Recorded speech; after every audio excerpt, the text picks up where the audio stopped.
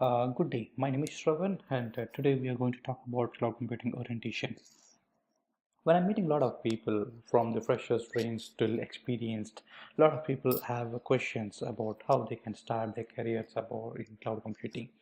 So, because there was a lot of buzz in and around in the market, along with that, a lot of people have confusion and which domain they have to start their careers for freshers, and if somebody want to upskill their knowledge or upskill to their careers, so what is the best suitable domains we have at this point of time. So for from the freshers till experienced, these questions will be arise for them. So today I'm going to help you some up to some extent how you can take a call at the same time and which opportunity may be risen for you and where you do fit yourself. So why this much of confusion? The only reason it's because of confusion. Let's think about this. When you have multiple options, then only you will get a lot of confusion which one to choose.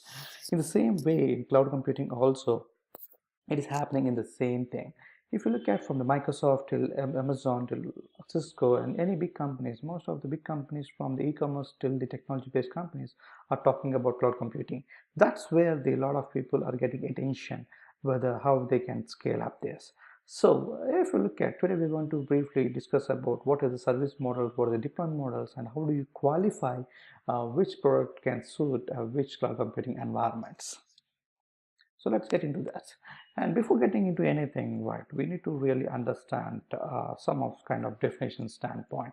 You may not need of academic definition, but really you need to understand what exactly cloud computing is. So NIST has been helped us to understand a very basic definition of the cloud computing. What is NIST? If you look at right, National Institute of Standards and Technology has been defined of cloud computing definition. Here I'm not going to read this definition, but here I'm going to share my experience and with my knowledge what I've been gained. And as per my knowledge, it's not only about a software or a hardware independently. Before the cloud computing, we used to deal software and hardware independently. But in cloud computing, what happened is it's collaborated very tightly coupled even. Now, if somebody is providing software or a hardware as a service over internet, then we can call it as a cloud computing. I'm not saying it is a perfect definition, but it's all about my understanding how cloud computing is being gained so much because it is a combination of both hardware and the software. And you can say that it's not all services hardware is involved, but it is a thumb rule. If you look at an IaaS, infrastructure as a service, is not possible without a hardware. So that's where I've been learned in so much in such a way of if you need both collaboration of hardware and software, then you can provide definitely a better service. Now, if we look at right along with this definition, and we really need to understand the deployment models and service models. Now, just look at some example.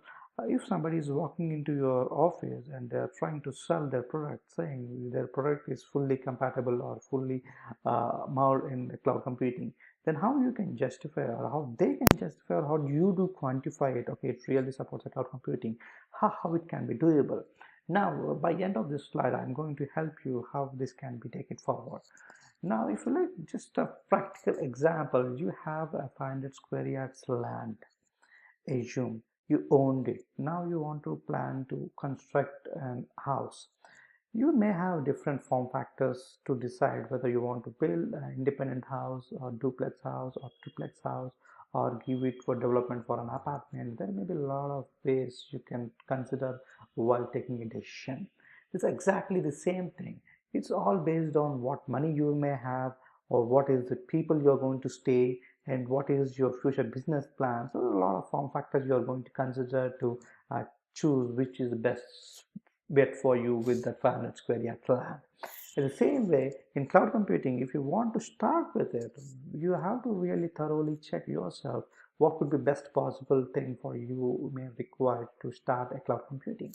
That's where we need to start with the deployment models. In the deployment model, there was starting as a public. When you say the public, a lot of people, even including myself, we say right, it's a shareable, it's a multi-tenant environment. Like a public transportation is one of the best example for this. You're going to, and a lot of people perception was the public is doesn't have a security, it's not really a true statement what I can say about it. Because in public you may have a less privacy, but it is still have a security. A lot of people get a confusion between a privacy and the security. If you just common example, right? The privacy is more about is what you can do within your premises. Security is more about you are going to safeguard your from any threats. So it's not the same. It's different. If you're staying in an apartment, you may have less privacy, but still you have good security. In the same way, when you are in public cloud, it doesn't mean that you don't have security, but we need to understand we may have a less privacy. If you compromise for the privacy, because at some point of time you have to compromise on something, if you're looking for a cost, or if you're looking for more security, or if you're looking for more privacy, it's all based on what is the requirement for you exactly. So it's all about shared. When you look at in multi-tenant environment, the cloud, if we are going to share between the multiple enterprises, multiple companies, multiple people, it's completely based on what kind of public cloud you are referring. When you say the private, if you need a more privacy like an independent house, right, then the private is all about me, I things. You're going to own everything, and you're going to build everything, and you're going to have full control on what you need it. That's exactly private cloud. And private cloud is lots of people will look at for controlling it. Most of the enterprises will require a more control on their environments. It could be IP, it could be patent, it could be the data, it could be anything, right? The enterprise looks for more control. That's where they get it for the private cloud. Now, a lot of people will nowadays look at the combination of this, how they can save cost at the same time, how they can have more privacy and control. That's where hybrid cloud is booming a lot. It can be in real IT. It need not to be always failover applications like active passive. But if you look at a three-tier application, in middleware and database can be sit in private, and your front end can be, your web can be in public. So there is different combinations. You can work it out based on what kind of application you're going to put it out. But what I've been saying in the enterprise graph is clearly shows that Fortune 500 companies are looking towards a hybrid cloud. That's what they are trying to achieve in the next couple of years. And last but not least, in the deployment models, you have community cloud. Community cloud is all about a few or more companies, like two or more companies coming forward to build a cloud to survive for some purpose. Then it is called a community cloud. One of the best examples which I would like to give is about OpenStack. It is, of course, OpenStack is going to help you to build a cloud, but it is itself a community cloud, which is contributed by more than 308 companies for the current Newton release. And once you start down, let's go back to your practical example which we are discussing it. Once you decide whether you want to build an independent house, a duplex or flat or apartment, right? Next is all about whether if you have real estate experience, real estate knowledge or not. If you have zero knowledge, then what you do, you directly go to the development builder, and you will give little more money, but they have to do everything for you. And if you have a semi knowledge, right, you go directly to the architecture and you build it, and but you engage a labor. And if you have full-fledged knowledge on the real estate, then what you do is you directly engage a labor and you do contract with them. So it's in such a way. Even in cloud computing also works on the same thing. In service model, if you have a good knowledge on infrastructure, then directly go for IaaS, which will give you infrastructure for you to use it. From there on, you can manage yourself. But if you need a little more flexibility, comfort, and in terms of luxury, then you can go to the PaaS layer, which is a platform as a service, which will help you really nail down to work on your requirement. You need not to work on any infrastructure things, but you can do whatever your business need it. And you look at the software as a service. This is all about a very luxury like Office 365. You just procure it and you just start using it. You don't do anything else. So in the same way, like how you real estate do constructing or building a house, here also you have to choose what the best suits for you.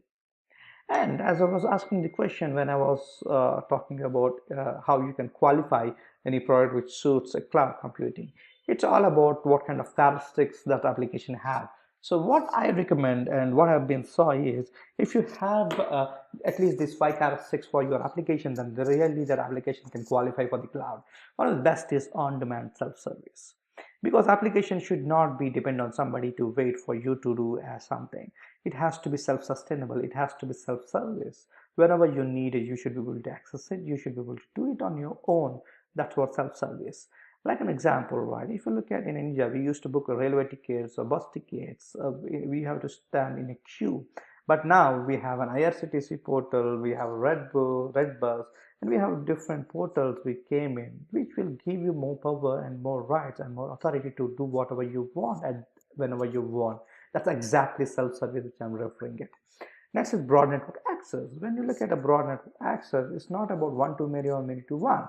It's all about when I was kid, if I want to watch a movie, I need to go to nearest theater which in my region, then I have to book a ticket.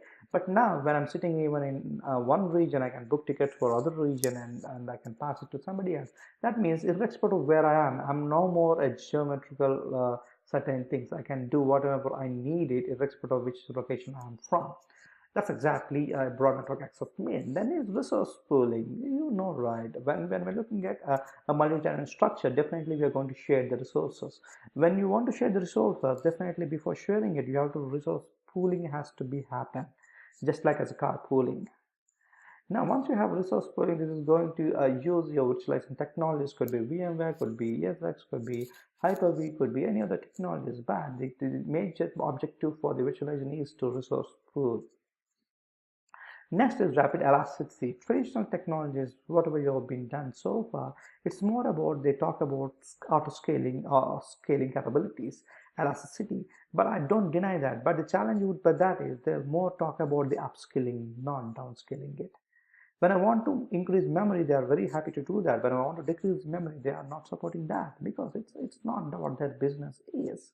But in cloud computing, it supports both auto scaling in terms of upscaling and downscaling. That's the beauty of cloud computing, which we are going to have it. Next is measured service. If you look at if you are you consuming it when you are in a multi-tenant environment, you really are curious to know what you have been consuming for, because end of the month you are assuming or you are expecting to pay whatever you consume for. That exactly pay as you go, one of the kinds of cloud. So what I personally feel is if you're having a product for at least for these five characteristics, that definitely it can suit or it can aware cloud aware application. We usually say in such a way as those kind of applications called cloud aware applications. Now, I know a lot of people may have questions in this slide in such a way of it, why this scorecard is getting very early of the presentation, why not in the last, right? But think about this, when we are doing something new, we always want to know why I need to learn cloud computing, why I need to start cloud computing careers, right?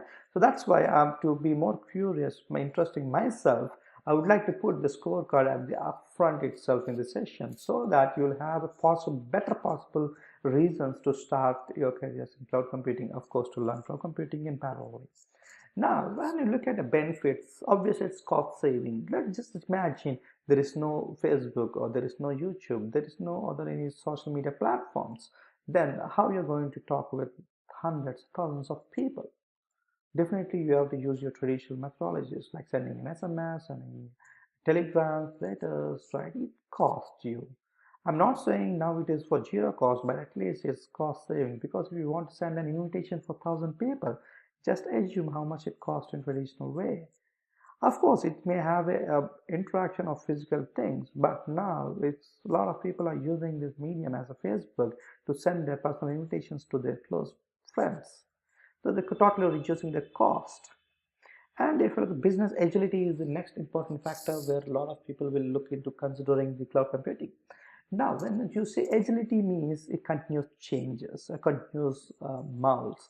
We have to we have to mold ourselves based on the customer demand, based on the customer requirements. So it is business is not consistent or requirements are not consistent. It's keep on changes. When business need a change, how IT can mold. That's all about the business agility in cloud computing. Earlier, if you want to change certain changes as per the business, it takes months, years to align business and IT. But in cloud computing, it's a matter of a call. Saying how you can align is very easy because it's all about, as I mentioned, upscaling and downscaling can be possible with quite very less time. Any device. When I was even a kid, we are talking about this technologies like any device. Like I would like to access anything anywhere. It's very good to hear when I'm saying that any device. But in reality, how many people are using it? But if you look at when the smartphone come, it is the really any device is breaking the ice. Because when you look at a web applications, a lot of your today's applications are based on either app or web. That means you really can nail it down to use from anywhere if it is a web application. That's what the beauty which cloud is saying about. Now, information sharing, you can imagine saying that okay, information sharing was there from a very long time, like networking was the initially came to share the information. I completely agree, but cloud computing is, I'm not saying the different, but it's about the way how we work is quite different. Like, let's give me an example. Quite a few years ago, we used to use a Bluetooth to transfer the data from one mobile to other mobile. But today, most of us may be using a share it. The data transferable is the common need. But if you look at the speed or you look at the HDD, what we got from the share it is quite different, unimaginable. That's exactly information sharing. The how we do the existing things are changing the cloud computing. That's where the cutting edge we are getting a more scale. Now you can ask me that, okay, Shravan, you kept the benefits, but how it is the concerns? When I say that any technology may have an issues, but the cloud computing, what I can say it should not be present as an issue because here we're going to get a lot of things. When you're getting a lot of things, what I can say is it can be a concern because you can really address concerns while talking it. I'm not saying that all the concerns can be resolved while talking it, but at least it can be get create awareness while you talk. First of the most of the enterprises may have an issue regarding an operation insertion. What exactly does mean? Because they are ready to migrate to cloud, but who are going to manage it? That's the biggest challenge. What they have it, they are, people are not ready. That's what exactly we are expecting all of us to be upskill ourselves to the cloud computing, which is our next cup of tea. The other thing is security or trust. As I already been stated, a lot of people have misperception about privacy and the security. Because of that, it creates a lot of trust issues. So when the security will be coming up, it's all about trust. So until before you start, you cannot really trust it. I'm not saying that put it your $1,000 billion into the bank, then trust it. I'm not saying that, but at least start with a rupee, a nut, and a bulk. Then really that's where actually we can start with trust. Next, acquisition is all about, if you look at how I'm going to get an acquisition with a new customer within the cloud, it's not going to be easy because the people are being traditional, people are being we are very much comfortable with your all over technologies and the way what we do it. It's not going to be easy, but I can say that if we are able to project ourselves in a proper way how we can go towards cloud, then definitely acquisition is not going to be tough. Last but not least, it's data portability. This is an interesting part if you look at how the data can be portable between the programs or between the applications, between the technologies. It is not been consistent as we know, but if you really work to migrate your applications to the cloud, you really need to sort it out an issue as data portability. It's not going to be a big issue because you may need to rewrite your code to support that. I'm not saying it's easy, but it's not an impossible thing. With that, I would like to say that tread lightly and ask a lot of questions. You can put me a lot of questions, comments if you have anything in this YouTube channel in the same video. I would really happy to assist you answer back for the questions. Now, the cloud computing service models have been already discussed. To give very brief, IES, PaaS, SaaS, it's all based on what kind of experience you have. If you already have very good experience in managing the infrastructure, then definitely the best suit for you is an IES. If you don't have any experience, if you are not looking at above any infrastructure, then definitely the best suit for you is SaaS. If you're in medium, then definitely it's going to be a PaaS. Now, if you look at the SaaS, right, no hardware or software to be managed because you're all free to manage anything. You are just consuming it. That's the beauty of SaaS which coming up. You're not going to have any burden on any other things. You do your business, but you use whatever you need it. That's exactly SaaS is going to get it. And it's increasing popularity with an SMEs like because they need not to build anything from scratch. They can procure it, or they can take on rent like it and they start consuming it. That's there. A lot of people are getting into things. If you look at examples like Google Docs, Salesforce, Microsoft 365, this all comes into the collaboration tools. This all comes under the SaaS layer. In the path layer, I feel like it's ready-made environments to start doing the work. You need not to focus on any other things like managing infrastructure, managing Linux, managing Windows, managing platforms. No, it's not all about it. You have a ready-made environments to start building your applications to get online as soon as possible. And if you look at right, the rapid deployment can happen because you're not going to own any infrastructure. And what I've been saw is if you're a new startup and if you're really new to the cloud and you're very good at coding, you're very good at writing the programs of your own, then definitely platform is service is going to help you very fast to go to market approach because you need not to consider anything else on the managing infrastructure. You on the day one when you opt for it, you can start coding it. That's exactly the beauty which is all about the PaaS. And for the example of Google App Engine or Windows Azure or AWS S3, there's a lot of other examples which we have where we can start doing the things on our own rather than doing maintenance activities for any other staff. Yes, this is maybe one of kind of me and where I've been from infrastructure from a very long time. When we are from the infrastructure background, we may not be interested to spend money on the managing the infrastructure, and at the same time, you need more control. Then, if somebody want more control, and if somebody want to manage themselves of their complete infrastructure, and if they have good experience on it, then definitely infrastructure service is going to help them a lot. One of the biggest examples, as you look at right in today's world, Amazon is ruling that in the pace to provide infrastructure as a service. And of course, Cisco and of course, Microsoft and other partners or other companies are getting into this plate from a very long time. Now they will come to the deployment models like, as I mentioned, private, public, hybrid, and community. It's all about, again, a need and what kind of organization you are into the. If you are into the startup, then definitely public cloud is going to be best bet to on it.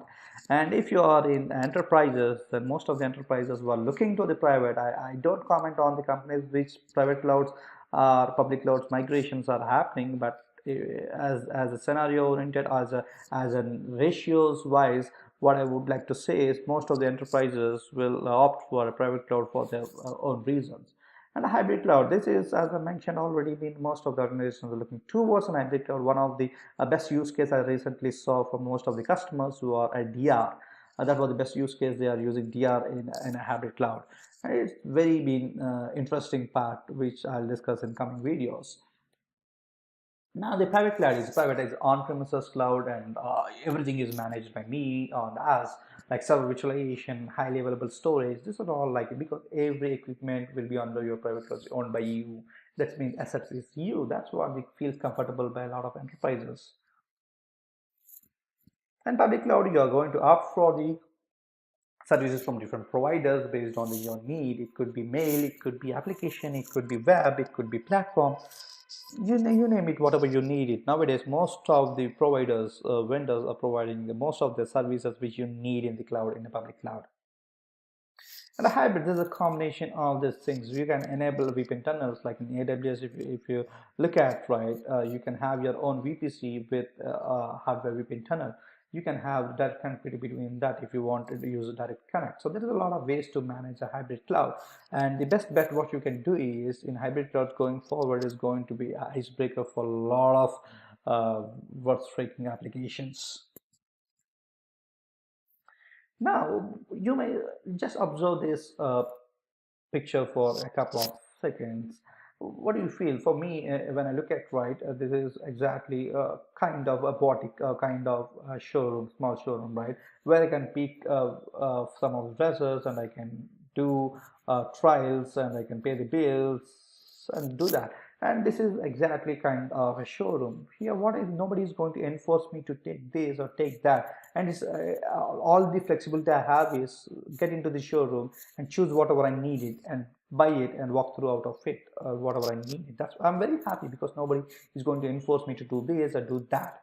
This exactly cloud is going to be, and it's already in. Because in cloud in retail is all about. It's just give an example, right? You can go to the supermarket And supermarket may have a lot of inventory, a lot of product. It doesn't mean that you have to buy everything. Just follow the supermarket approach. That means get into the supermarket, check it out for whatever you need it, buy it and pay it and get it. That's exactly cloud is now. In cloud, a lot of thousand services maybe doesn't mean you need to opt for everything. A lot of people have the same confusion. What is cloud about? What is it for me? Is it really for me? Is it for somebody else? Am I enterprise? Is it cloud suits me or an SMB? Is it cloud suits me? Uh, Trust me, guys. One thing I've seen cloud computing in a world from very long time. It is for everybody almost, from SME till enterprise, from fresher to the graduate, from the graduate till the experience, anybody. For most of us, cloud suits. That's the best bet where we can do our careers in cloud computing. Now, what is about this? And to conclude for this session, and cloud is a model. It's not about new or old. It is a combination of old and new technologies combined together. And about the opportunities, a lot of people have asked me that. As I've been stating, there is a lot of room for the opportunities even in coming years. By the predictions from the Gartner, predictions from the any of DCs, they have projected a lot of cloud jobs in coming years. So stay tuned for this YouTube channel, and I hope this video helped you a lot.